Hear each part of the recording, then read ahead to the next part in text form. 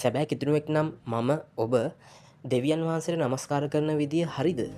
අපි කොහොමද හරි විදියට දෙවියන් වහන්සේට නමස්කාර කරන්නේ?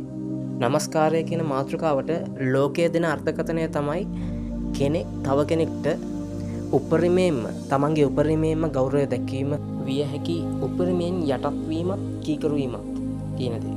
එහෙමනම් කිතුනුව වන අපේ නමස්කාරය කොහොම වෙන්න ඕනද?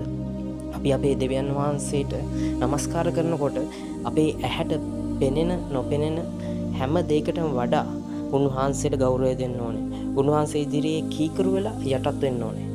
කිතුනුවෙක් තමන්ගේ රජුන් වන දෙවියන් වහන්සේව නමස්කාර කරන්න සූදානම් වෙන්න ඕනේ අන්න ඒ විදිහට තමයි. ස්තුති කරද්දී ප්‍රශංසා කරද්දී අපිට පුළුවන් අත්පොලසන් දෙන්න, ගායනා කරන්න, ශබ්දයෙන් නටන්න පුළුවන්. ඒත් මේ නමස්කාරය කියන තැනට පිවිසෙද්දී අපි ඒ විදියට හැසිරෙන එක සුදුසු නැහැ. අපි සිටගෙන ඉන්නේ අපේ රජ වූ ඒ දෙවියන් වහන්සේ ඉදිරියේ.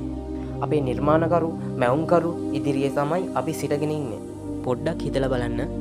ලෝකයේ තුල අපි ගත්තොත් රාජ්‍ය නායකයෙක් ඉස්සරහා කොහොමද මිනිස්සෙක් හැසිරෙන්නේ? හිටගෙන ඉන්නේ ඉරියව් කොහොමද? කතා කරන විලාසය කොහොමද? එහෙමනම් කිතුණුවන් වෙන අපේ රජු වෙන දෙවියන් වහන්සේට අපි කොහොම නමස්කාර කරන්න ඕනේද? මම ඔබ නමස්කාර මෙහෙවන්නෙක් වෙන්න පුළුවන්. නමස්කාර කණ්ඩායමේ සේවය කරන කෙනෙක් වෙන්න පුළුවන්. අපි නමස්කාර කිරීමේ කාලය ඇතුලේ ഘോഷාවකින් ගීතිකා ගායනා කිරීම, වාදනය කිරීම සුදුසු නැහැ. සමහර විට මම ඔබ සභාවේ නායකයෙක් වෙන්න පුළුවන්. අපි නමස්කාර කරන ඒ කාලය ඇතුලේ අත්දැවීම්, සුව කිරීම, යක්ෂයන්දොර කිරීම යන කාරණා කිරීම සුදුසු නැහැ. ඒ වගේම තමයි අපේ ශුද්ධාමන වහන්සේ ඉක්මවීමක් ඇතුව ක්‍රියා කරන තැනන් වහන්සේ.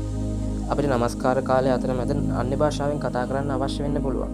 ඒ වගේම ශුද්ධාමන වහන්සේගේ බලයෙන් පිරීමකට ලක් වෙන්න පුළුවන්. ඒ වෙලාවේදී ഘോഷා කිරීම සුදුසු නැහැ. ඒ අන් අයටත් බාධාවක් වගේම එය නමස්කාර කාලයට ඒ හැසිරීම සුදුසු නැහැ. අද කිතුණු සභාවේ නමස්කාරය තුළට ආගම්වල ඒ දෙවිවරුන්ව නමස්කාර කරන ඒ විදි, ඒ හැසිරීම් සභාවේ නමස්කාරය තුළට ගෙනල්ලා තිනවා. උදාහරණයක් විදිහට නමස්කාර වෙලාවේදී සමහරුන් ආවේශ වූ විදිහට හැසිරෙනවා. අපි විසින් උපරිමයෙන් යටත් වෙලා ගෞරවය දීලා අපේ රජුන් වහන්සේට කරන මේ නමස්කාරය එසේ විය යුතුද? අපි ගෞරවණීය ලෙස රජුන් වහන්සේට නමස්කාර කළ යුතුයි. අපි ප්‍රශංසා කරද්දී කියන කාරණාම නමස්කාරය කරද්දිත් කියන්න පුළුවන්. හැබැයි ප්‍රශංසා කරද්දී හැසිරෙන විදිහට නමස්කාරයේදී හැසිරෙන්න බෑ. අපි කිතුණු සභාවේ වෙන්න පුළුවන්. නමස්කාරය කරන ඕනම තැනකදී ඒ නමස්කාරය අපි විනීතව හික්මවීමක් ඇතුව අපේ රජුන් වහන්සේට උද කරමු. ජේසු පිහිටයි.